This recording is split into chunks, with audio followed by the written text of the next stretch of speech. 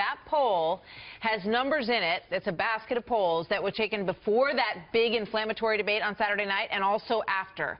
So it's a mixed bag. No clear gauge out there on who may have picked up steam since then. But the candidates are fighting for every last vote. They're burning up the campaign trail and slinging a whole lot of mud in the state of South Carolina. Here's a little bit of that. We need a leader who's prepared to be commander-in-chief. When radical Islamic terrorists wage jihad on the United States of America, the answer is not to tweet insults at them.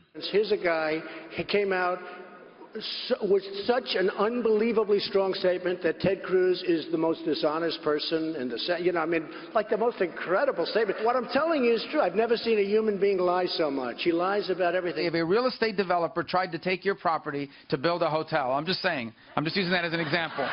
Using eminent domain, you can't do that in Florida. I'm just saying it theoretically. I don't have anyone in mind. I'm just saying if that were to happen. We will never win by tearing people down or saying how bad things are or saying you're bad, I'm great. Donald Trump being the prime example. He's wrong.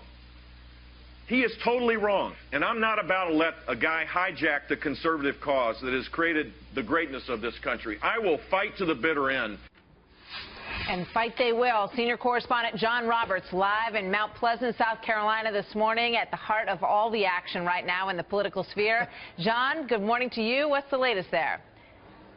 Getting rough out there, Martha. We're just outside of Charleston, a sold-out Rubio event. He'll be talking to the folks here in just a few minutes. But let's flash back to Saturday night when Donald Trump was loudly booed after he blamed George W. Bush, Bush 43, for missing the warning signs leading up to 9/11. He's been doubling down on that argument as well. Yesterday, he also blamed Bill Clinton for it. When asked whether 9/11 would have happened on his watch had he been president in 1998, Trump said, well, at the very least, the terrorists would have never been in the country. Listen. They wouldn't have been in the country. Certainly many of them wouldn't have been, and we would have somehow found a way to stop it. Clinton should have taken the shot. He had everything going, and for some reason he decided not to. You'll have to ask him. Very sad. Meantime, Jeb Bush on the stump, not taking Donald Trump's attacks against his brother lightly, rushing to George W. Bush's defense yesterday. Listen to this. No one envisioned 9/11. I don't care what Donald Trump says.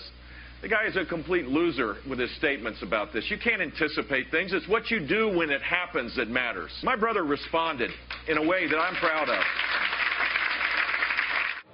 Now, conventional wisdom would hold that blaming George Bush for 9/11 would be a risky proposition for a Republican candidate. But, Martha, as we have seen, nothing seems to affect Donald Trump. No, it sure doesn't. And his numbers continue to be very strong. And he and Marco Rubio are kind of going after, they're both going after Ted Cruz in the state you're in. Oh, and they are going after him hard. Don't forget, Ted Cruz running second here in the Palmetto State, so Donald Trump wants to keep him down. Marco Rubio, who'd like to finish second, wants to knock him off, both using very strident language against Cruz, out and out calling him a liar.